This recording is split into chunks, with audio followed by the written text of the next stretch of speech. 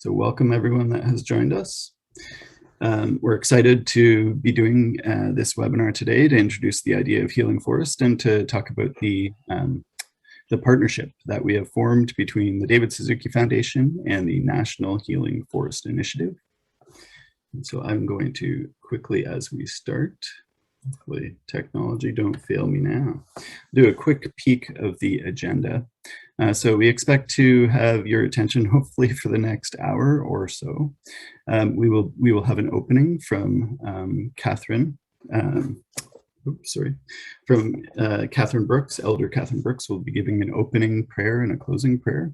We'll have a welcome from myself. I'm Joe Roberts from the David Suzuki Foundation, and Severin Cullis Suzuki will be joining us for a welcome. We'll have a couple of videos that we'll share, and then you'll get to meet Patricia Sturbies and Peter Kroll from the National Healing Forest Initiative. And then we will talk about what's next. We're excited to announce this partnership between the David Suzuki Foundation and National Healing Forest Initiative. We'll be able to provide some funding over the next year or 2 years to support healing forests being created in communities throughout the country. And we'll be closing with a Q&A and then a closing prayer from Elder Catherine Brooks. So I am going to hopefully have Elder Catherine join us. I'm going to stop sharing my screen. So there we go. And you may see on screen Patricia and Peter as well, who will be speaking a bit later. And I'm just going to try and get Elder Catherine, and if Colleen and Claire can find Catherine in the attendees, that would be great. Elder Catherine Brooks is an elder and counselor and educator and community worker, and is a member of the Nipissing First Nation, and a youth worker with the Anishinaabe Health based in Toronto. And she's currently an elder in residence at the St. Matthew's United Church and is home to Toronto. And that site is home to Toronto's first healing forest.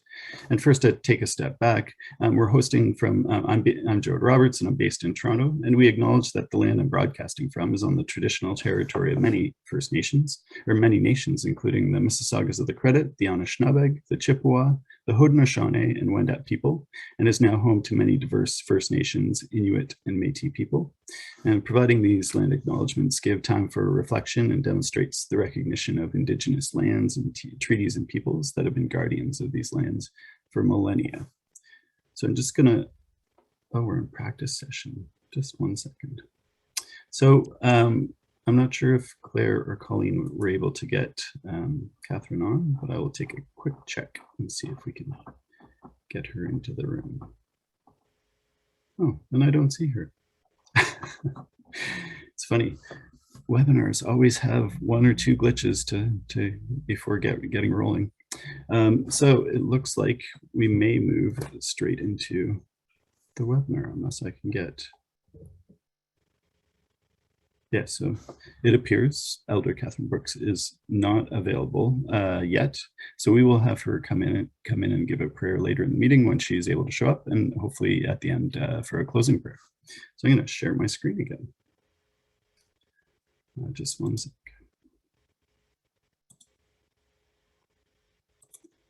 And here we go. So now just a review of today's goals is that we will be introducing the concept of healing forests, and we'll be sharing a few stories. I'm excited to hear more from the National Healing Forest Initiative, Peter and Patricia, and their journey to get to this point. And then we'll explain the partnership between the David Suzuki Foundation and the National Healing Forest Initiative. And now I'm hopeful that Severin Cullis Suzuki is on the call. So this is Sev is just 1 second. Okay. So Colleen and Claire, just hoping that Sev is here as well. Before I introduce Sev, we're just going to move on into the next segment. And I'm waiting for that. 1 second. Again, I don't see Sev either. Wow. I was mentioning to Peter and Patricia before this that there's always something that goes wrong. The best laid plans in Zoom, and you'd think after after 2.5 years of us doing these Zoom webinars, this has got to be like my 40th. I've done dozens of these, and every time there's something new. So this is my first time when the first two people aren't available. So I'm not sure if people are having issues getting in, but if we are able to, we will loop those people back in. But really, what I want to hear more about is Peter and Patricia's journey to get here. So I'm going to once again share my slide deck. This is fun. All right. It's just technology, Jode. I know. And everyone, yeah, thank you for your patience. I'm actually not even going to show that slide deck. I'm going to show a video, and hopefully this video will play. We'll see if I'm 0 for 2 so far. We're going to show a video from David Suzuki. So hold 1 second.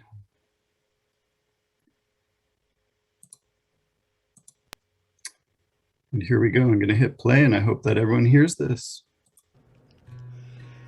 What would you say if I told you to thank the next person who tells you to take a hike? You would probably tell me to take one too, and I would happily. Being told to get lost in the woods is not only a service to your health, now it's also a deliberate act of reconciliation. You see, forest bathing, or Shinrin Yoku, is the act of immersing all of your senses in nature. Developed in Japan in the 1980s, it's a form of ecotherapy rooted in knowledge many cultures have long embraced, that spending time in nature is good for human health. Science backs it up. Studies of forest bathing have found significant positive effects on mental health. Nature heals, and now in more ways than one. In the wake of the Truth and Reconciliation Commission's final report in 2015, 2 people came together to found the National Healing Forest Initiative. Healing forests serve as spaces where we can come together, meditate, heal, and participate in ceremony, to bring awareness and understanding of this country's residential school system, history, and legacy, to connect with nature and each other.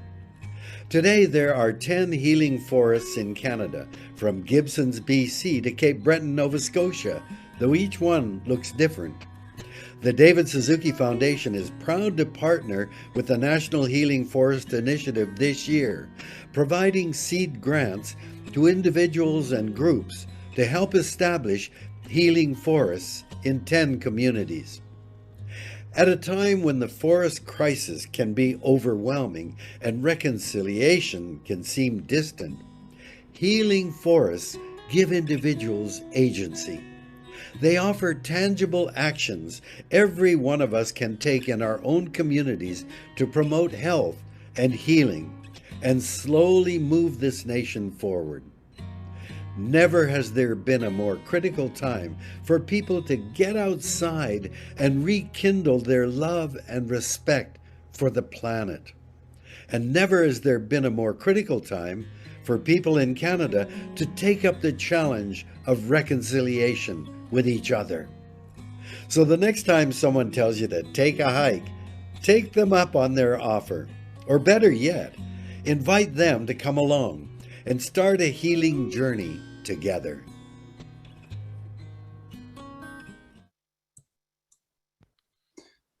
All right, so that was a video from David Suzuki, who you may recognize, many of you. David, of course, is one of the co-founders of the David Suzuki Foundation. His name is plastered on all of our web pages. So we're grateful that David had some time to shoot that promotional video for us.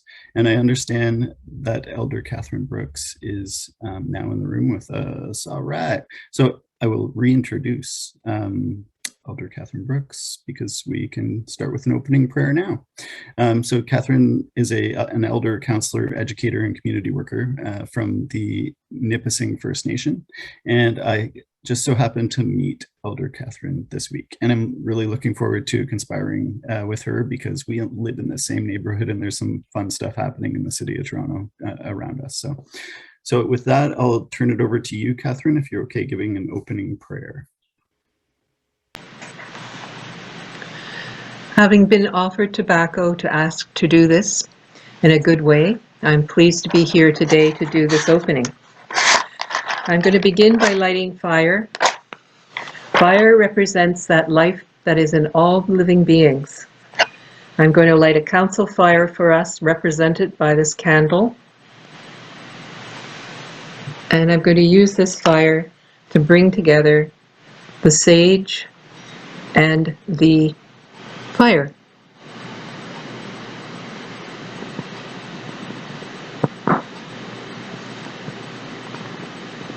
Sage is one of our 4 medicines. It represents caring and sharing. And we are here today to bring our minds together in a good way so that we can come to a good understanding about this new project towards reconciliation between our peoples. And also, we need reconciliation with our earth, our beautiful mother. So I'm going to offer smoke into the 4 directions, beginning with the east, the south, the west, and the north. Bojo Chamanatu, Padaban Migazekwe Dishnakos, Dodam Bene, Nim Keke, Nima Kalyanakwat, Nim Nishnabekwe, Nipissing Nadanjaba, Toronto Nadanjaba. Chamanatu, I ask you to bring our minds together in a good way so that we can speak together and share our truths and share what we know in a way that is not saying I'm right and you're wrong, but say I honor you by sharing my truth. And I say to all the good spirits and to Chamanatu, Che Miigwech for the beauty and the wonder of creation. Che Miigwech Chamanatu for life. Che Miigwech for our lives. We ask you for healing and protection for all those we love. We ask you, Chamanatu, and all good spirits, for healing and protection for those we do not love. Chamanatu, we ask you for healing and protection, and you, the good spirits, we ask you for healing and protection for those we do not know. Chamanatu and all good spirits, Che Miigwech. Chamanatu, Miigwech, Miigwech, Miigwech, Nikanagana. Let's begin.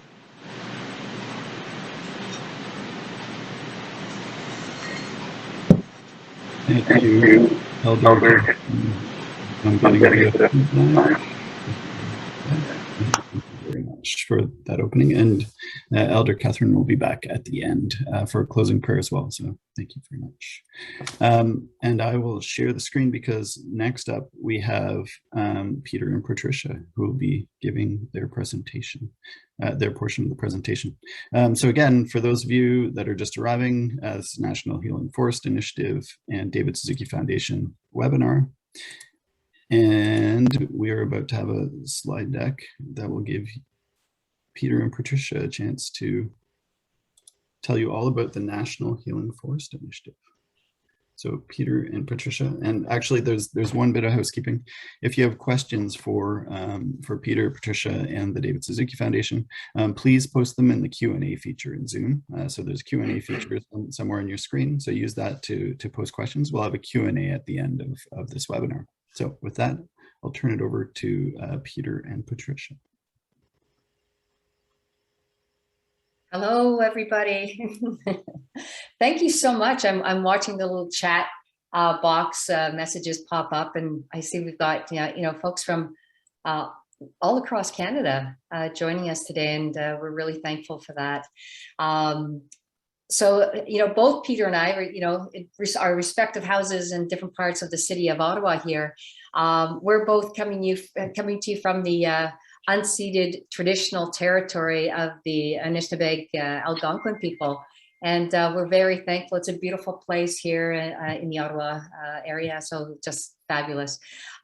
So we're going to start with our motivation for starting this particular initiative, the National Healing Forest Initiative. And so, one of the main reasons for me is to recognize my mom, who attended residential school along with her siblings, my aunts and uncles, and also a number of my friends who attended later generations of residential school. And it's also, finding a way to bring Indigenous and non-Indigenous people together to, increase our understanding of each other. And Peter, what's your motivation?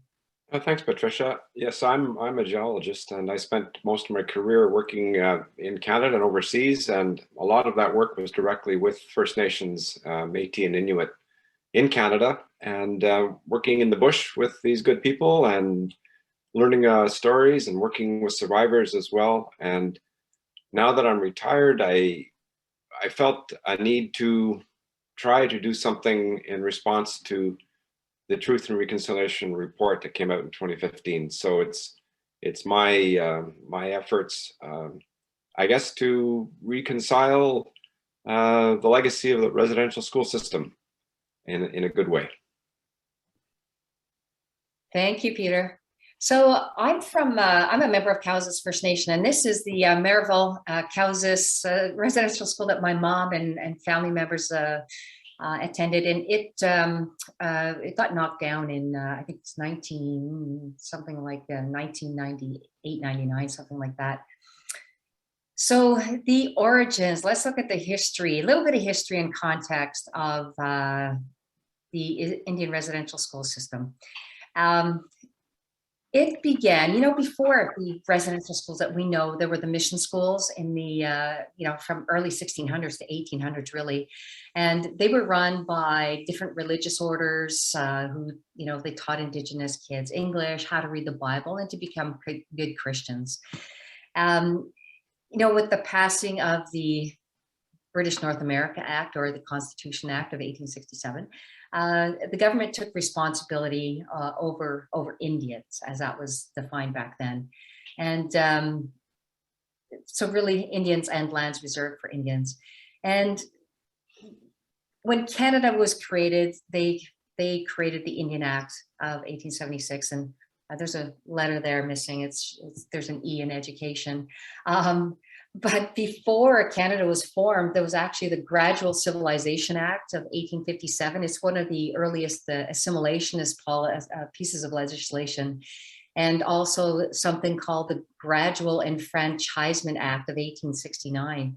And so both of those pieces of legislation were folded into the Indian Act, and gave the Department of Indian Affairs powers over the lives of Indigenous people, their governance structures, cultural practices, and education. And there was at one point an amendment made to the Indian Act that said that the Indigenous kids had to go to school. Attendance became mandatory. So those objectives of residential school were really to have Indigenous people take on Western values and Christianity, and to end this Indian problem. Sir John A. Macdonald had stated, it's to take the Indian out of the child. And as much as they tried with, previous policies to, quickly get Indigenous peoples to say, yes, I want to give up my Indigenous status and, become part of this broader settler society. It didn't happen the way that the government had wanted. So they became a little more aggressive in their approach. So moving into, 2015, this is where Peter and I met and started to talk about what can we do? What can we do as two people to make some change to the way that people understand Indigenous people, and how do we increase that understanding and start to build reconciliation? So this was a walk, the reconciliation walk, just prior to the release of the Truth and Reconciliation report, and it's 94 calls to action, and that's where Peter and I started talking about the National Healing Forest. We didn't call it that. We just said, what can we do? And we talked about forest bathing and such. And it's kind of led to where we are today.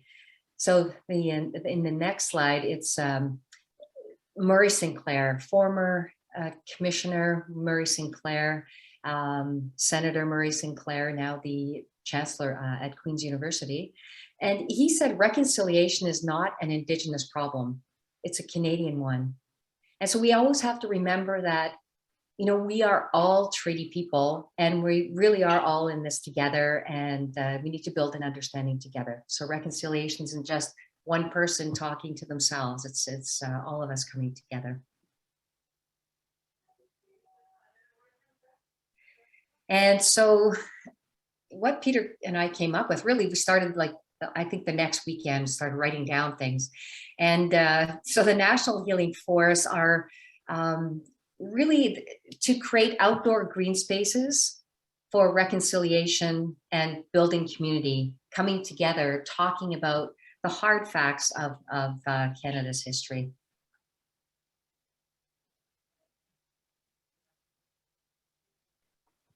So we want to share, you know, a couple of ideas throughout the presentation on, you know, how can we plan and build this partnership to develop a healing forest in your community. And it does take communities. It takes the people. It's really grassroots, and it's you. Each one of you that's on here, we're so happy that you're here. Each one of you, you know, has that opportunity to reach out to your neighbor, your Indigenous or non-Indigenous neighbor, and start to talk about this idea of a reconciliation project, a healing forest. So it could be, you know, an Indigenous community reaching out to their neighboring municipality, or a municipality or an individual from a, you know, any city or town, reaching out to an Indigenous neighbor community and say, hey, this would be something that I'd love to do together with you. So what are some of the steps that we can take to create a healing forest? The first thing, get together a group of people, you know, some people that you like, some people that you know can work together, and you have this joint mission to create the healing forest.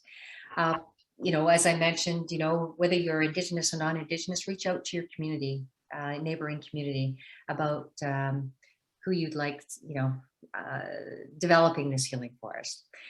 You meet as often as necessary to create that vision for your healing forest. Find a suitable location. It could be an existing, you know, part of an existing park in your town. It could be on the First Nation, within a traditional territory of, you know, Métis as well. It's just finding that partnership. And if it's a city park, for example, you need to obtain permission from city council, or obtain permission from the traditional landholders. So gather community interests as well, you know, beyond your own small group, and start to build that broader community interest. And then, you know, once you're getting to the end or you finished it, let's, you know, celebrate it, really celebrate it, and have people understand that anybody can come to the healing forest. If you've got, you know, you're part of an existing park, you can walk through the park, walk with your dog through the park, sit down and read a book, just sit on the grass, have a picnic, and it's really to enjoy the space and really kind of understand, you know, we're wanting people to understand a little bit more about Canada. So understand the intent behind the National Healing Forest space. And we've got graphics as well, if people are interested in that. And so signifying that space, a healing forest, and then it becomes part of that family of the different healing forest champions across Canada.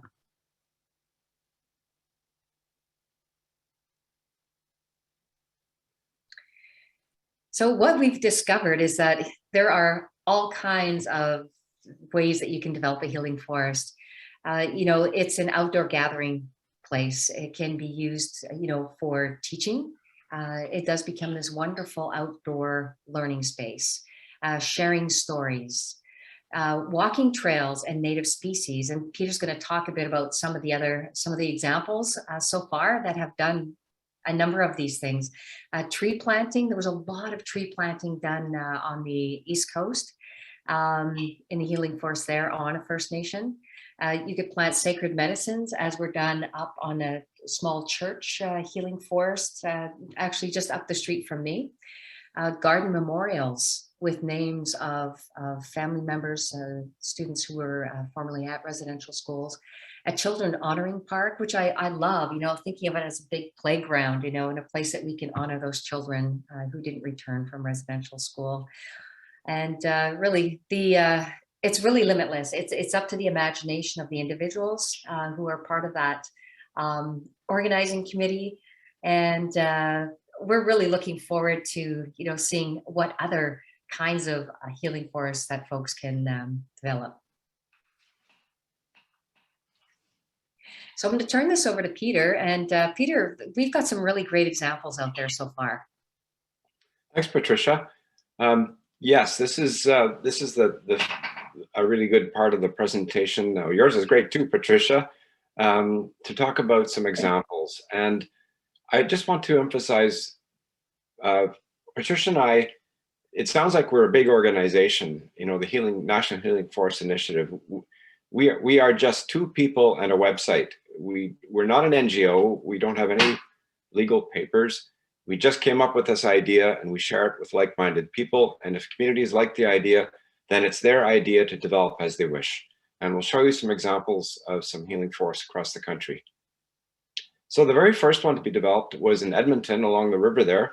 And the community that got together around that their idea was to develop a trail with messages of reconciliation, healing, and hope along the trail, hung by students and citizens and survivors. And unfortunately, as sometimes these things happen, the city of Edmonton discovered this trail and took it down, not knowing that it was a healing forest. And but the city of Edmonton has raised some interest in council and to develop a permanent space in Edmonton.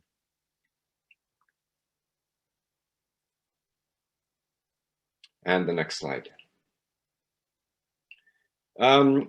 This is a healing forest space just outside of Perth, which is a small community about an hour from Ottawa, west of Ottawa. And the community there that got together, there was about 10 people in the community of Perth that got together to develop the healing forest space. They elected to keep it relatively modest, but it's an extremely powerful space. They brought in a stone. They've got a nice bronze plaque there with the Healing Forest logo, some nice signage in 3 languages, French, English, and Algonquin. And you can see the kinds of interest that this healing forest spaces do draw. You can see all the people there during particular days. And this was developed in a park, a municipal park called Last Dual Park.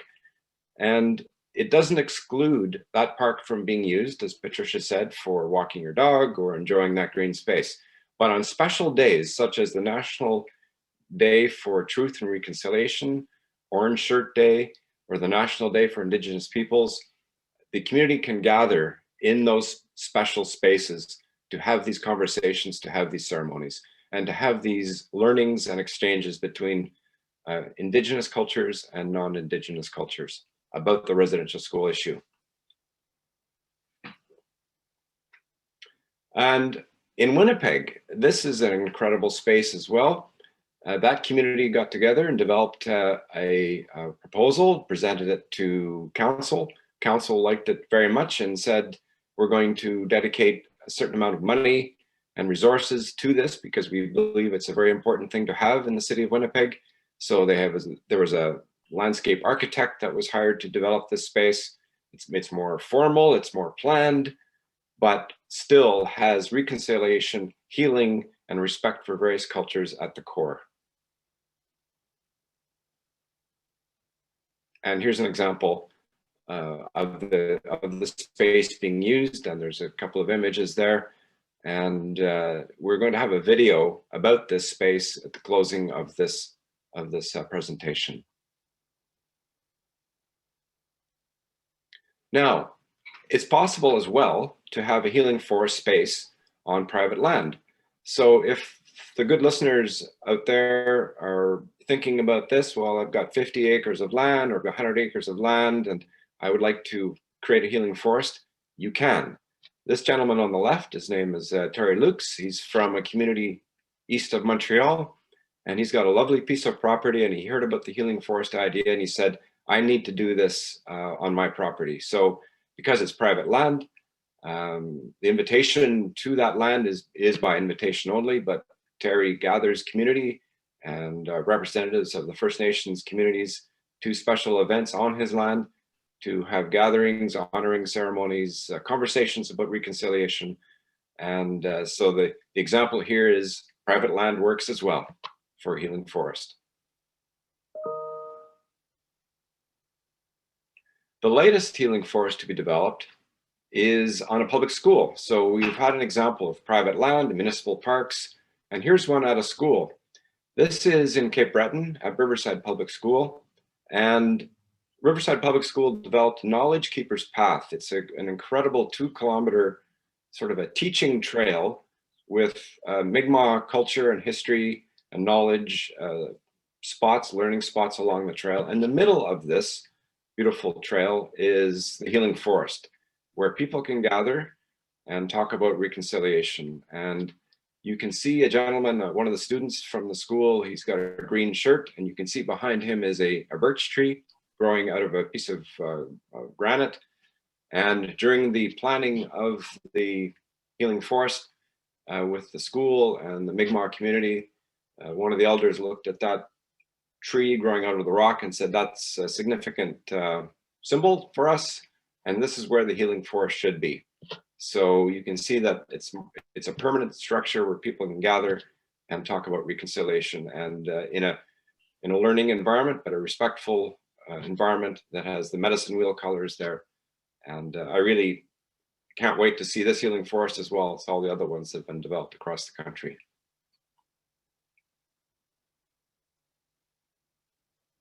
So there's from our website. You can see some of the where the Healing Forests are. We are hoping to develop 10 more this year with the good support of the David Suzuki Foundation. And even in Prince Edward Island, there's a First Nation there called Scotch Fort Reserve, and the community there developed a healing forest with the support of 2 students that were going to university at that time. So a lovely cooperation between First Nation community and students. So as Patricia said, there is no limitation on how this is done or what a healing forest looks like, as long as it's outside and there's support from the First Nation whose territory is going to have the healing forest. And next month, beginning of June, a student at Dalhousie University did a thesis, a graduate thesis on the healing forest, and she's going to be talking about that at a conference. So it's starting to find its way into the roots of this healing forest is starting to find its way into interesting circles of people.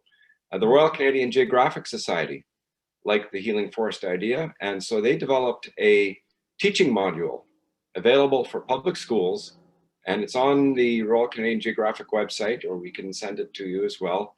So if students want to learn about reconciliation, there is a teaching module where the healing forest has been developed as a basis for teaching about reconciliation. And of course, we've got this lovely cooperation now with the David Suzuki Foundation, who will be providing grants to communities to help them in their healing forest efforts. Yeah, the beautiful, this beautiful logo, hey? Yeah. We discovered something. I don't know if everyone else that sees this right now, but we were looking at this on Friday, all of us together. And Joe said, "Is that a turtle?" We're like, "Oh my gosh, look, it kind of looks like a turtle." But there's other elements to it, eh, Peter? Like the little. Yeah, so, you know, this logo, Patricia and I said, you know, it's important that if a community is going to develop a healing forest, that we have some sort of a graphic or a logo that represents that this healing forest is part of a larger network across the country. And so we hired this graphic artist to develop this beautiful image.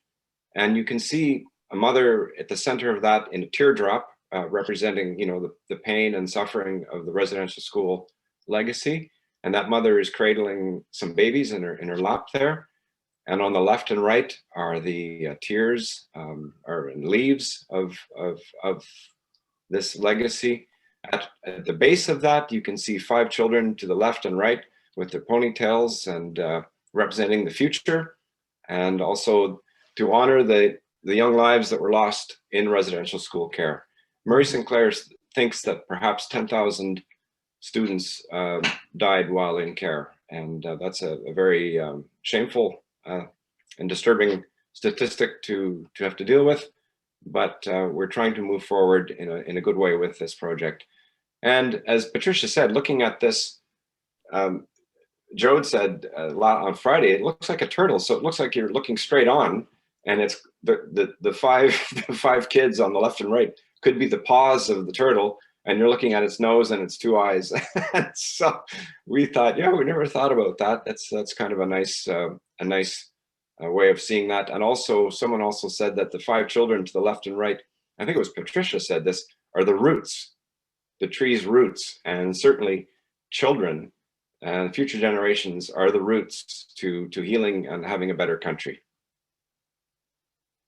And someone on the, Sharon on the chat thinks, is it a baobab tree? Baobab, an African baobab tree, right? Someone saw the turtle right away. Awesome. Yeah. Her heart for sure. So this whole thing that we're talking about is really, really so simple. As I said, Patricia and I don't have any forms or booklets or documents to sign or things like that. We are now sharing with you, with the support of the David Suzuki Foundation, an idea. The idea is this: if you like the idea of having a green space or a forest as a place where people can gather for reconciliation in your community, then it is your idea to develop as you wish. We just ask that you do it in the spirit of reconciliation and healing, and that you have a First Nation partner or partners to help you on that journey. And that once the Healing Forest is created, that you keep us informed, and we'll put news about that on our website. And there's the Healing Forest website right there.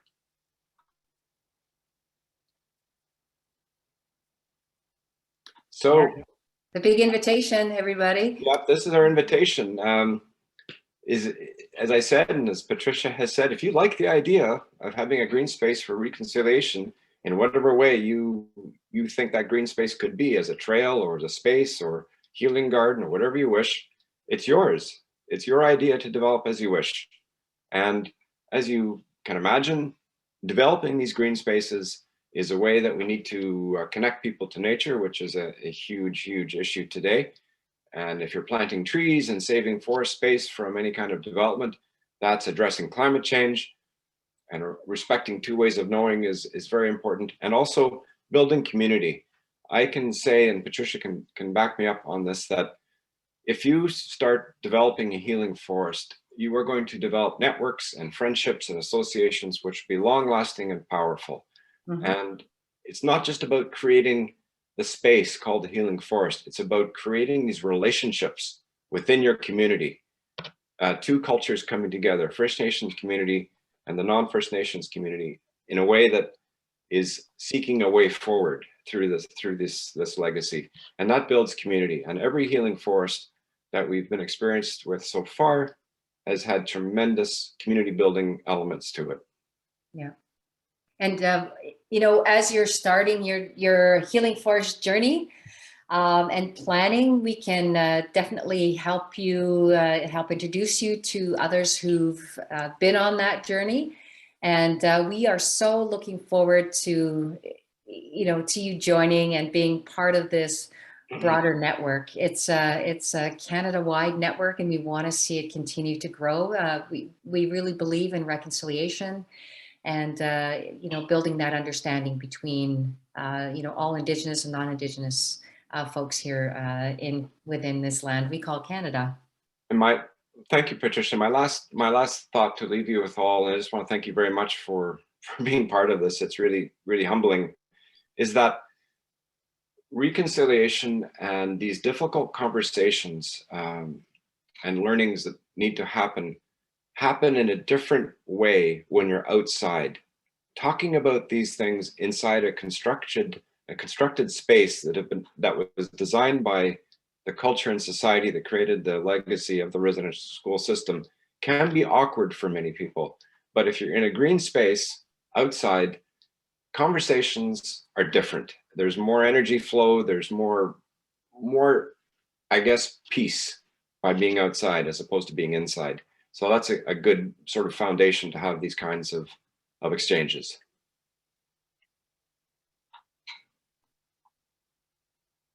So thank you, Peter and Patricia, for that intro to the National Healing Forest Initiative. I'm sure there's lots of folks that are keen to jump on board, and stay tuned. We're going to tell you how we will help you jump on board shortly. But first, we have a video that we will share. And if you want to set up the video, I will try and make it share on my screen.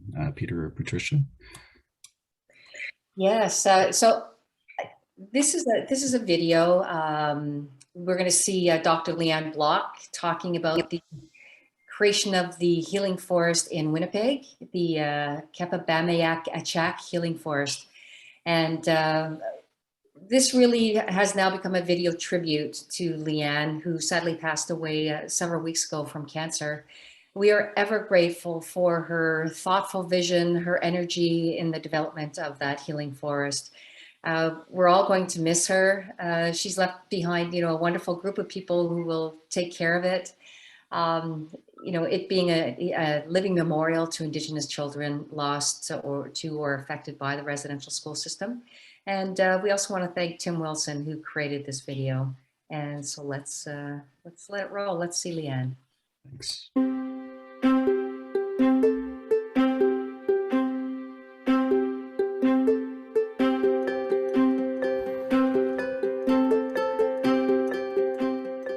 It pulled together what I'd been learning about teaching and learning, like the outdoor spaces are really good places to learn. What I cared about teaching about difference in a setting like this that's full of history. St. John's Park is one of the oldest parks in Winnipeg. The Selkirk settlers came here. The buffalo roamed right around here. My own history, growing up here was part of it too. So when I heard about the Healing Forest, I thought it could happen. We could do something in St. John's Park. We've been working together since 2017 to make something happen in this space that will let people listen to each other in a good way, in a good space, but not be afraid of addressing what's uncomfortable or difficult.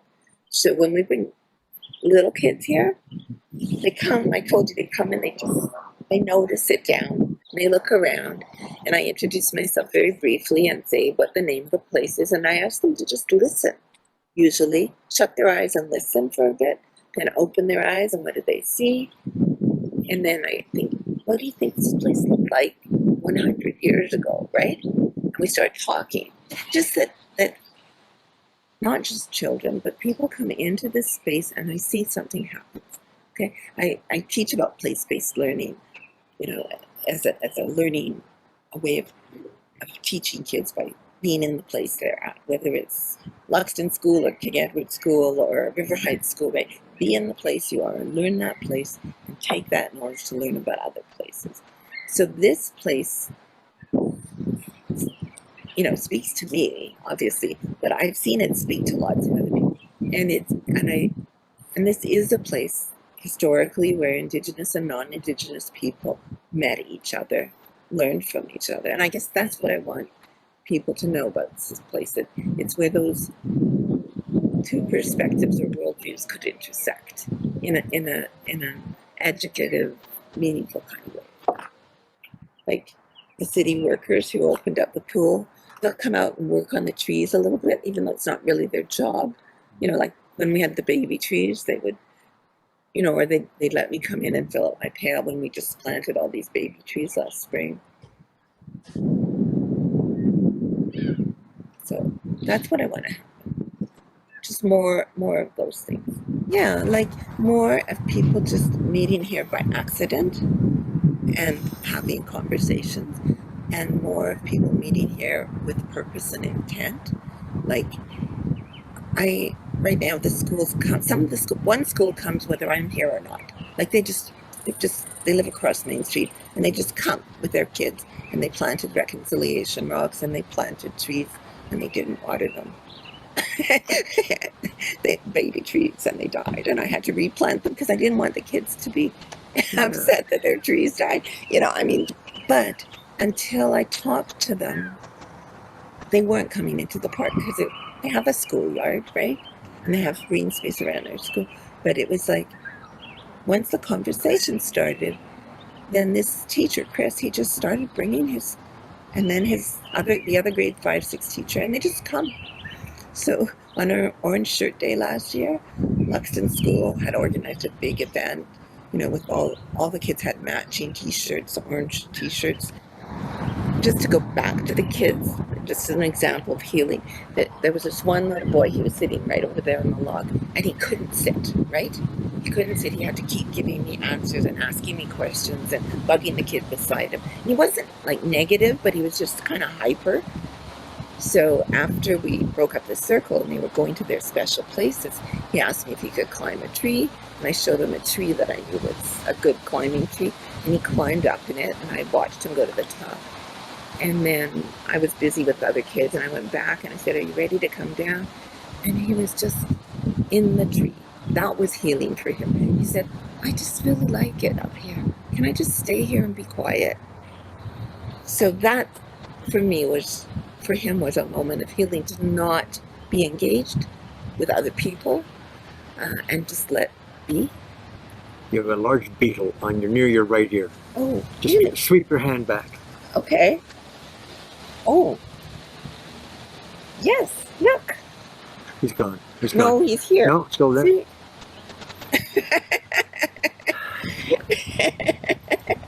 Now, what do you suppose an Indigenous teacher would make of that moment? Something's bugging me. Yeah, is that...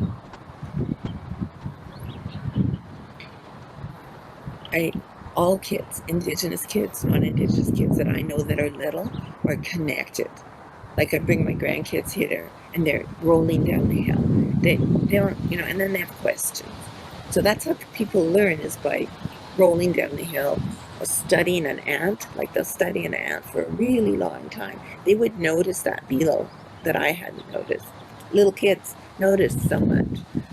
So, and I think, part of what happens in schools is that we don't let them continue to be that engaged with their environment, But in a place like this, or even in the backyard of the school, right? Like if you just give them some breathing room and let them inquire and listen to each other, like if they really listen to each other when they're here, that those grade 4s were really good with the kindergarten kids, and it's just something that happens outside that doesn't happen inside. So I had invited Luxton School, and I had invited King Edward School, and then the people from Champlain just showed up, right? They just came at the same time, and yeah.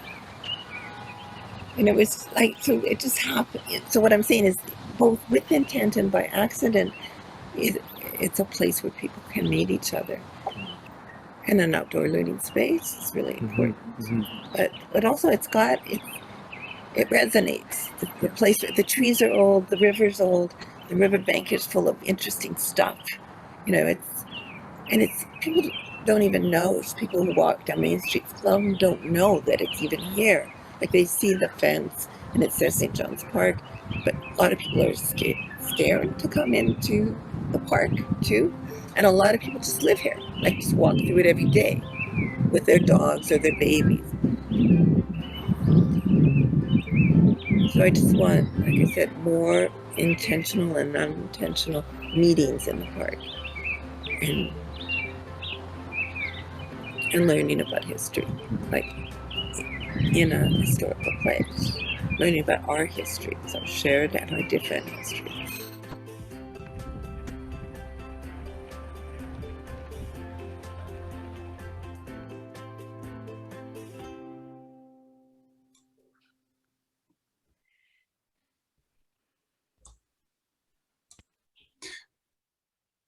And I'll just make sure I'm unmuted. So thank you, Tim Wilson, for capturing that video. And I think it just is lovely to hear the bird songs in the background and a cameo by a beetle that shows up, and Leanne is unfazed. So yeah, that's the kind of magic that we're angling for with the Healing Forest Project. So I'm up next, and I'm going to talk a bit, but I think Seb is now with us. So I'm going to start sharing again.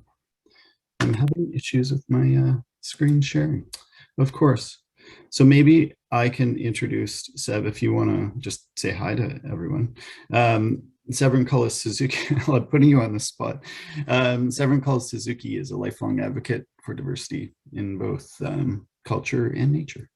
And most importantly is now leading the David Suzuki Foundation as our new executive director. So I'm not sure when you tuned in, Seb, but we have just talked about the Healing Forest Project. We've had a presentation from Peter and Patricia about the wonders of that project to date. And next I'm going to talk about how the David Suzuki Foundation is going to partner with these lovely folks and try and conjure at least another 10 healing forests across the country. So not sure if you want to step in and say hello to everyone. Sure. Hey, Thank you so much, Jode. Hello, everyone. Bonjour. Singat la.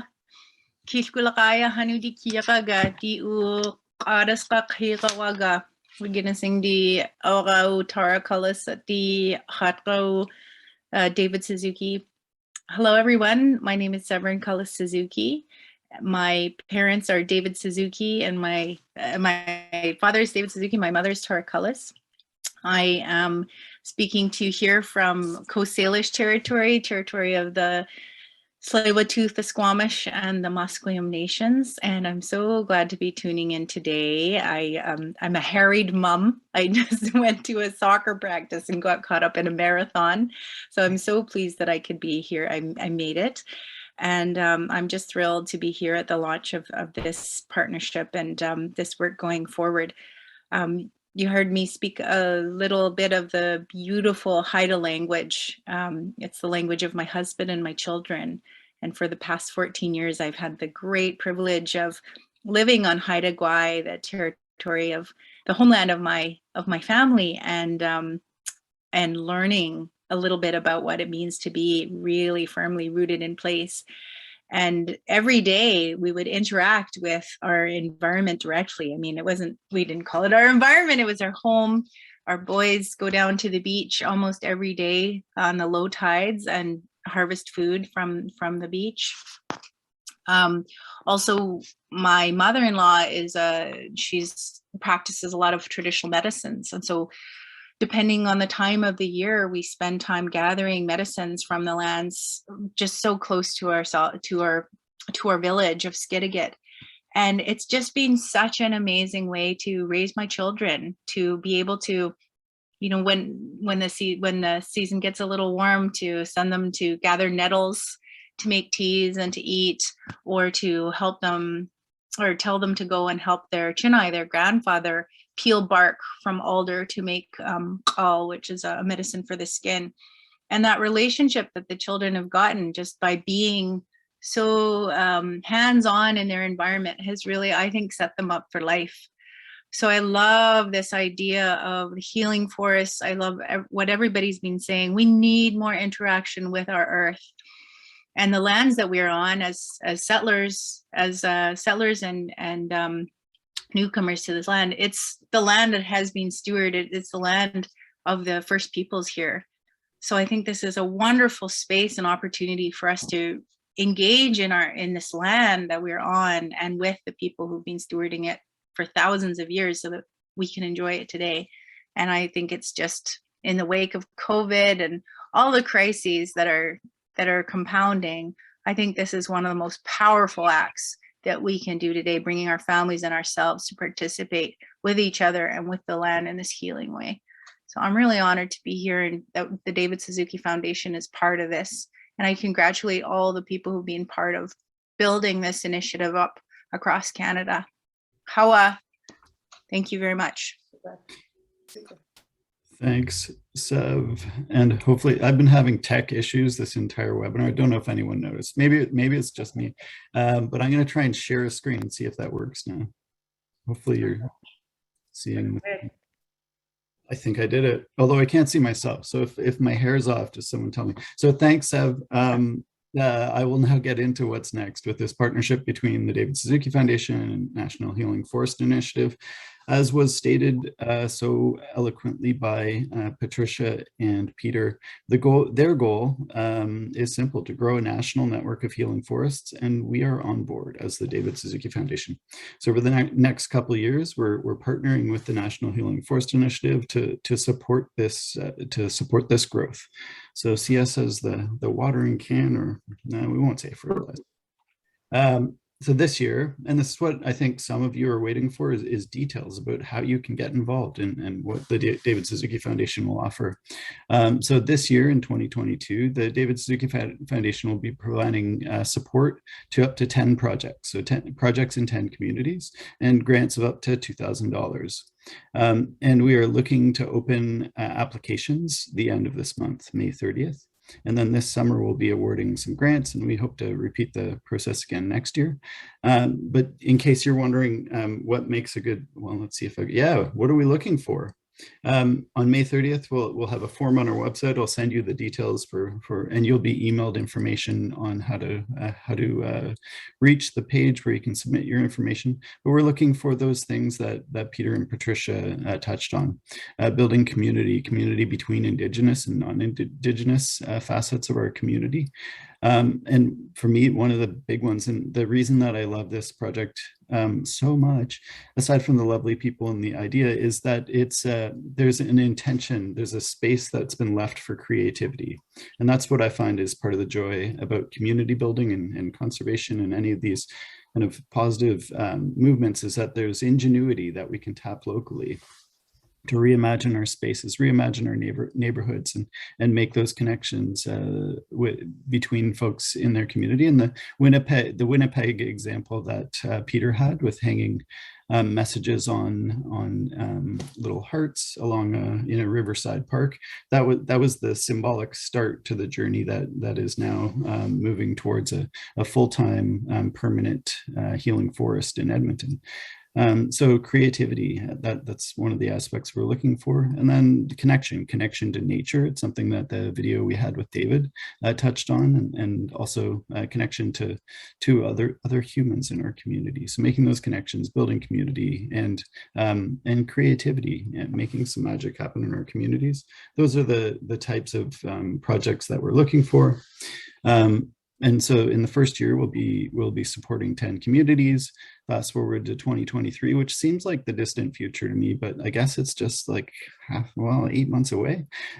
We will be supporting another 10 healing forest projects throughout the country.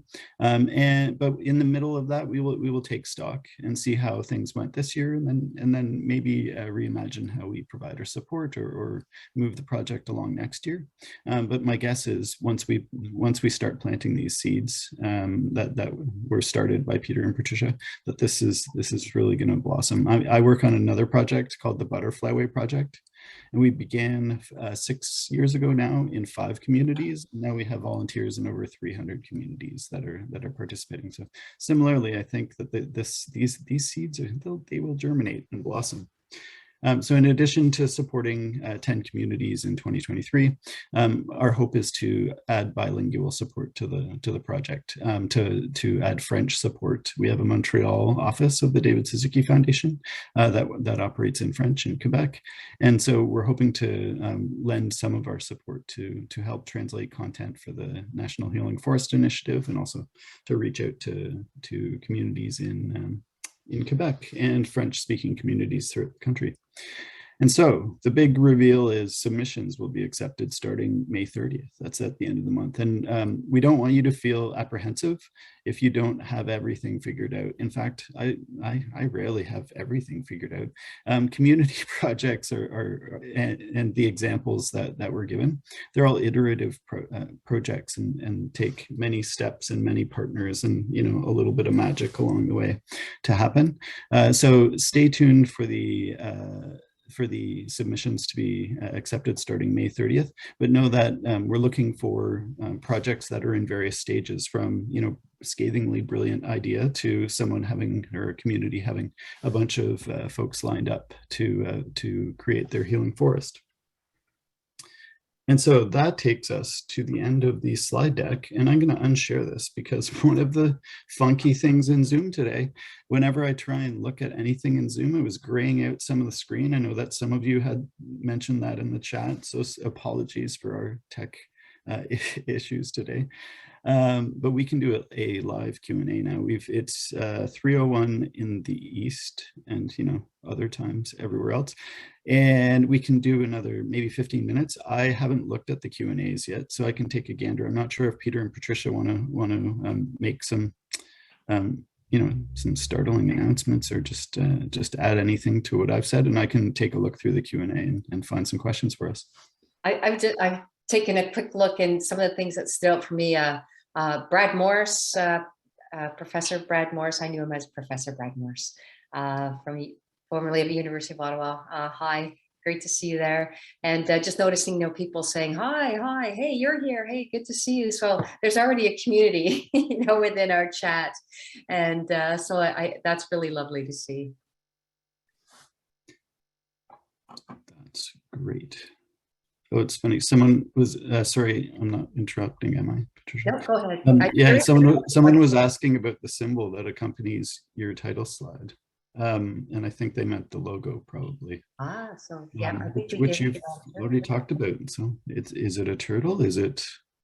It's so many things. Some people thought it was like there was fire in the feet. Yeah, and I think, you know, people will see something that's a little different, you know, as long as you're thinking in a good way. It's meant to, you know, it is meant to evoke a bit of the history, but also the future. You know, as Peter pointed out, the children who are sitting in the front, they're the roots, that they are the future. And so, yeah, we're really thankful to Diane from Marcoon Design for coming up with that. That logo was actually created through, you know, we gave her some art that some young children had drawn when Peter and I went to Regina, Saskatchewan, and met with two schools, one from Regina, one from Moose Jaw. And so that artwork helped Diane to, it kind of influenced her design of that logo. That's great. So my colleague who was looking through the Q&A, Colleen, mentioned that we've answered a lot of questions through our presentation. So way to go, crew. But there was one question that came up about inner city spaces, or spaces where people may not always be respectful of those spaces. So more contested kind of spaces within our densely populated urban centers, perhaps. Is there any advice or experience that Peter and Patricia you have to offer? That's a really good question. You know, in Ottawa, there's a healing forest at an Anglican church downtown Ottawa, and you know, it's a hardened urban area. Lots of different folks walking by, and so far it hasn't had any damage to it, you know, because of, you know, it can be graffiti, and that can happen anywhere, to any space at any time. So my message is, I think Patricia would back me up on this, is, you know, in the development of the healing forest space in our urban environment, reach out to vulnerable communities in that neighborhood and bring them on board, help them become part of the creation of that space, so it becomes theirs as well, not something that's foreign to them. Yeah, that's exactly true. They respect the space that's theirs. You know, people do respect the space that they're part of, that they maybe helped to plant, or they were there at the opening and they joined in sharing of some food during that space, and they heard people speaking, and they know that they're welcome. And I think that's probably the most important thing, is being part of it. And yeah, so far we haven't had, you know, out of those 10 that were developed, we haven't had any issues on that. So when people talk about contested land, often it's, you know, we're talking about traditional territories, that, you know, unceded territories. And, you know, you resolve that by, seeking that partnership with an Indigenous community within a territory. And you want to build that relationship, that reconciliation, that understanding. And, if someone doesn't want to have a healing forest, that's okay too. I think there's lots of opportunities to share and to champion and going forward in a good way in building these understandings and reconciliation and fabulous projects. So I have a couple more questions, and one I will have you, Peter and Patricia, speak to, and then I will be sharing a slide. So I'll try and, for the 15th time, share my slide deck with the information, so the social media and web addresses for folks to check out more information. So I'm going to put that slide up.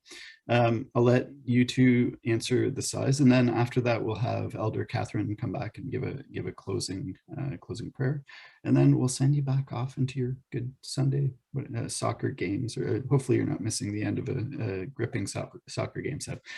So Patricia and Peter, so the question, actually, do you have sizes of healing forests in mind that you would prefer to provide grants for, or is there a size kind of qualifier for healing forests? Gosh, that's an excellent question. And the healing forest that's near Patricia's, where she lives, is probably 40 feet by 20 feet. It's on the grounds of the Anglican Church that I was speaking about. So there is no restriction on size. There's if it's in an urban environment, you are restricted. But if it's in a parkland or municipal park, then it can be bigger. But the message is, it's not the size of the healing forest space that's really the issue here. It's the building of community and having a designated spot where people can gather, and you just need enough space for those people to gather to have these kinds of conversations and teachings. Yeah, that's true. So there can, as we saw from St. John's Park in Winnipeg and also Perth Healing Forest, they used an existing park, and while they may have have the signage in a particular area, the whole space can be used on special days, Orange Shirt Day, to bring people together and gather. And so people, on those days, you have a place that you can go to, and on days when you don't feel great and you want a place that you'll find some peace and solace.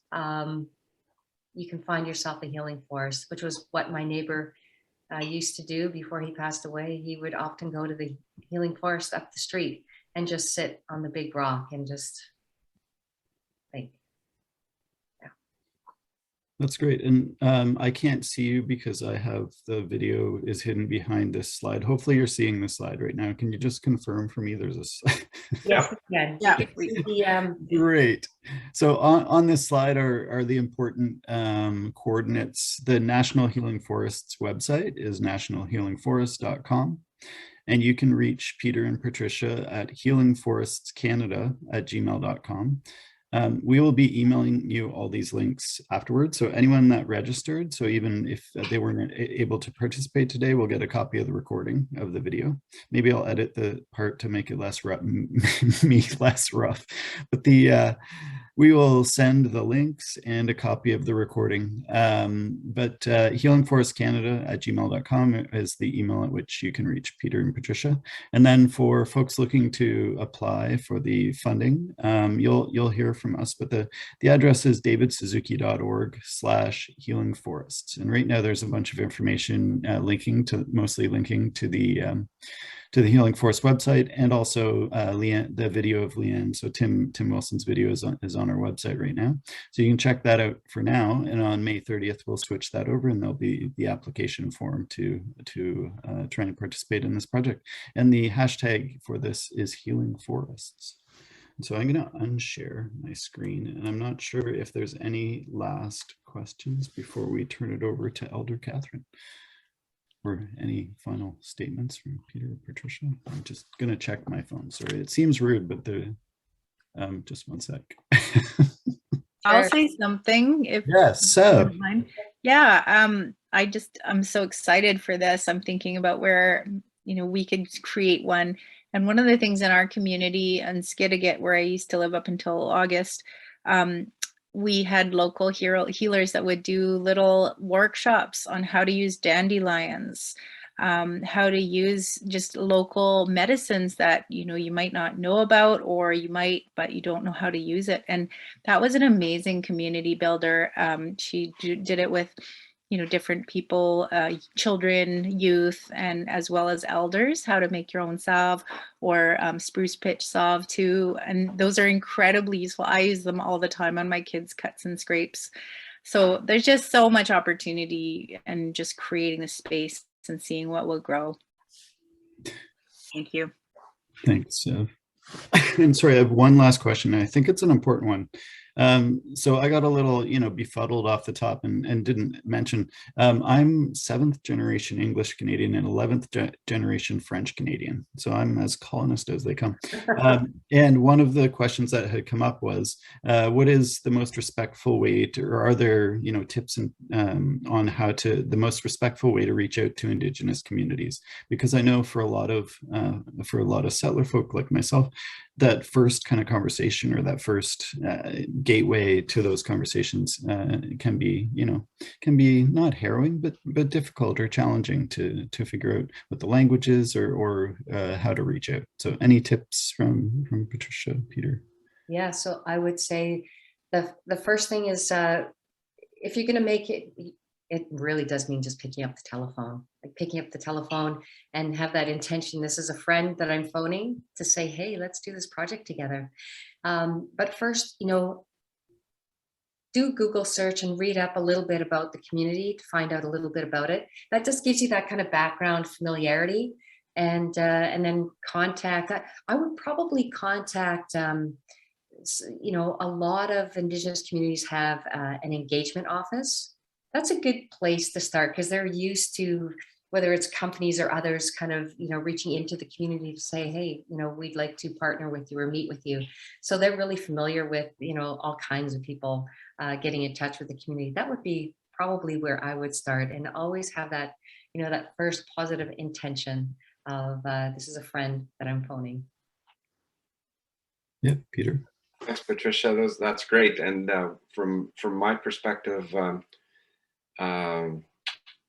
you know, it's okay to say to First Nation people, look, I don't know how to do this, but I want to learn. And it's just starting off with a conversation about how should I approach the community, you know, and it's okay to come at it from a position of not saying what's going to be done right off the bat. Mm-hmm. You know, we've been doing that for 500 years, and that hasn't worked very well. So to go into these conversations with a bit of humility and on wanting to learn, and to say to the First Nation person you're speaking to, can you teach me? That's a powerful door opener. And if you're having troubles finding contacts for First Nations, there's healing lodges, like in Ottawa, there's Wabano, there's all kinds of healing lodges in various cities across the country. Every city, especially the larger cities, will have probably an engagement contact through the First Nation community because of land management issues that the city deals with, or the province, or even the federal government. So every councillor, MP, and MPP will have a contact for their work that they do on a regular basis. And that's a starting point as well. Mm-hmm. The friendship centers too, Peter? The friendship centers. Yeah, the friendship centers. Great place to start. Elder Catherine? Yes, actually, that's a great segue, unless you have something more, Peter. Sorry. Yeah, I got one thing to say. It's from an Aboriginal mining, because I'm a geologist. I come across working with Aboriginal people, and one of the people that I met in Australia was a mining advocate, Aborigine woman, who said, and she says this to people that are coming to her community about mining issues. She said, if you've come here to help me, you can go home right now. But if your future is tied to my future, then perhaps we can work together.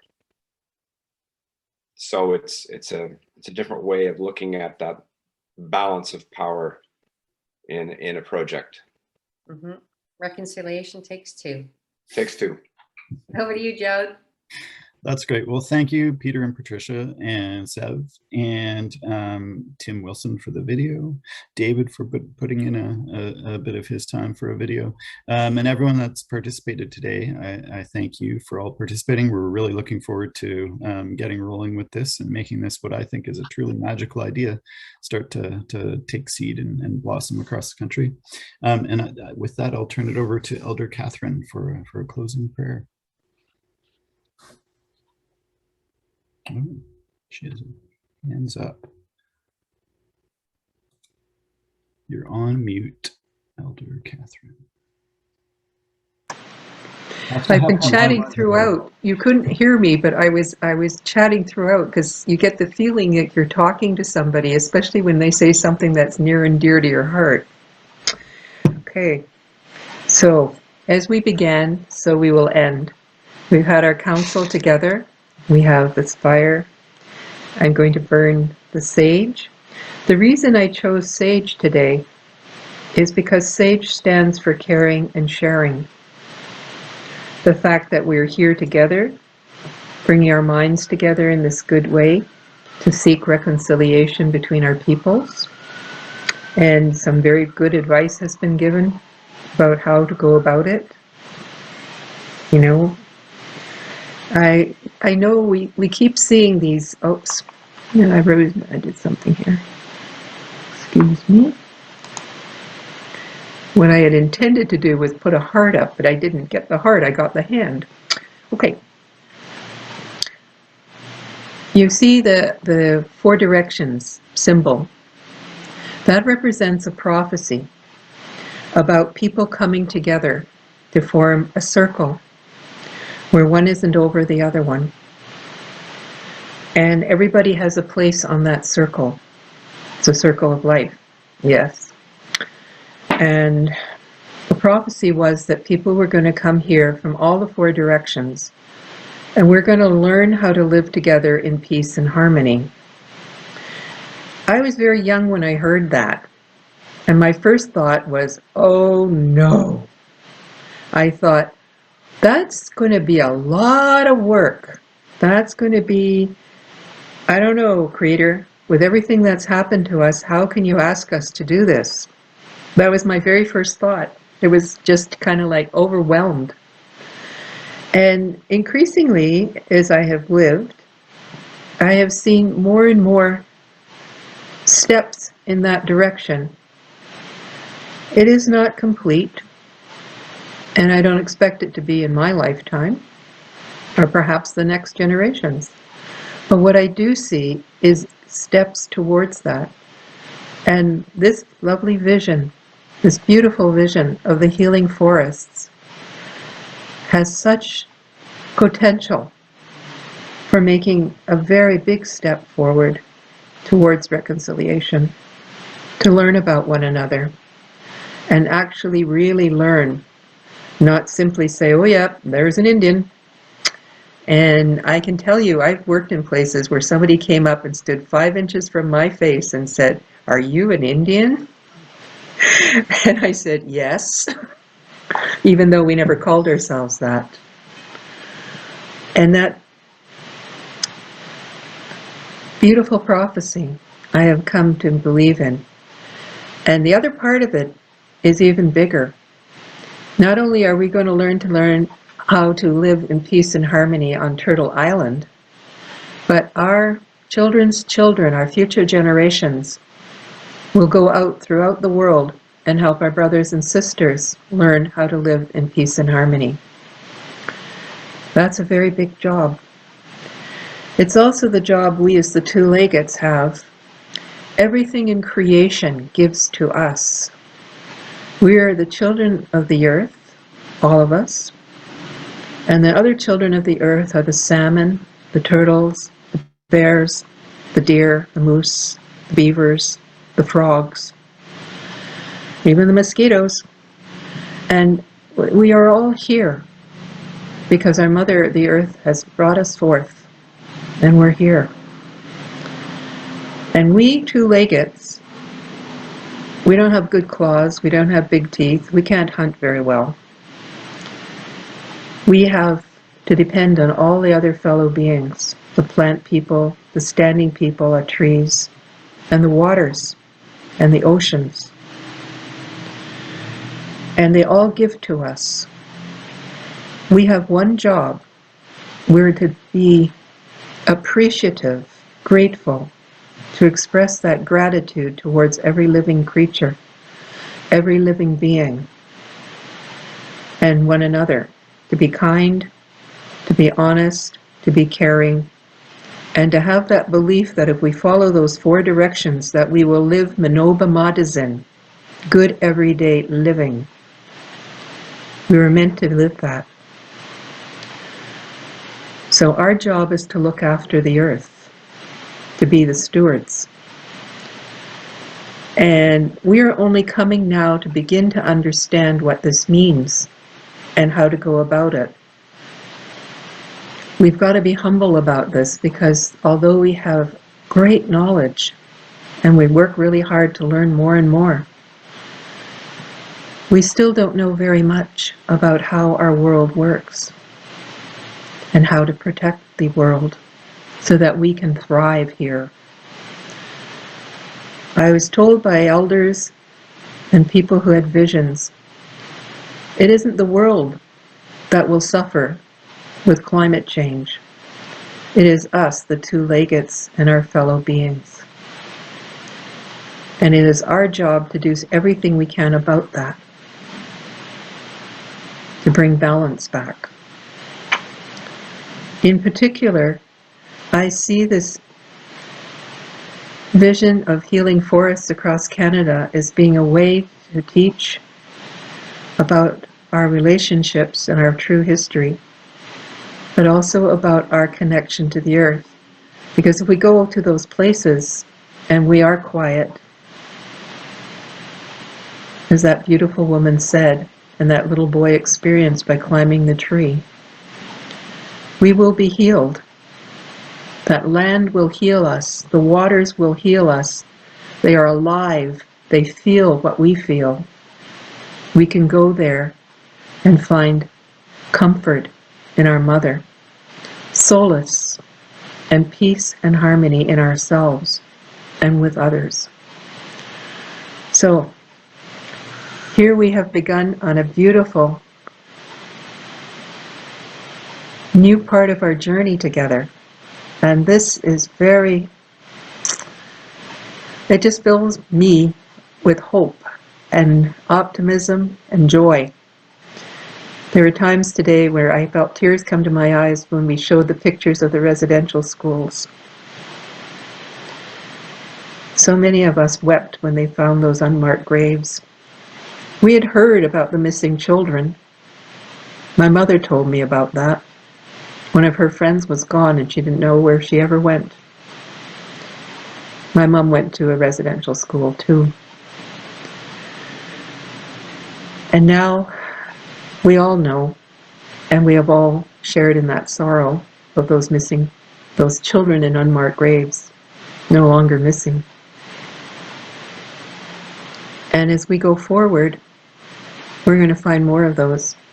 So there's going to be more and more time that we need to spend together and talk about these things and heal from our sorrow and heal from our past to go into the future in a good way. And I believe this place that we're creating, these places that we are creating, that will be a way to do that with respect and love for one another and for our beautiful Mother Earth and the waters. So,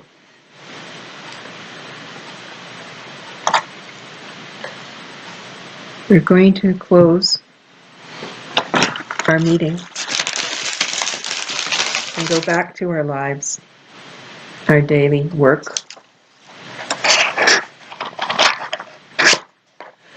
And we all have that in all the beautiful places that we live across this country. This land that is so beautiful that we call Turtle Island. Let's say miigwech for this beautiful land. Miigwech for this beautiful earth. Miigwech for this beautiful creation. Che miigwech for vision. Che miigwech for all this good work that will come. To Manitou and all good spirits, we say to you, miigwech. We ask you for healing and protection for those we love as we go about our daily work, as we go about our journey. We never say goodbye. We say Bamapi, which means see you. So, to Manitou and all good spirits, miigwech, miigwech, miigwech, miigwech, mikanagana, all my relations. We're done. For now. Now, Catherine, that was beautiful. Thank you for those amazing words. And don't want to talk anymore because I don't want to ruin it. But a lot of folks have asked, will they get a copy of the recording? Get a copy of the recording for this webinar, emailed to all the registrants, people that that signed up, and folks that weren't able to make it. So thank you, Elder Catherine Brooks. That was amazing. And Patricia and Peter for a beautiful, beautiful idea, and Sev and the gang for participating. So thank you, everyone. And unless Patricia and Peter have any last words to say, I'm going to close the meeting and say, what was it? Bon appétit? I butchered it. Bon appétit. So see you later. All right. Thank you, everyone, and have a great Sunday. And we hope to hear from you soon with your Healing Forest ideas. Take care. Real soon. Bye-bye.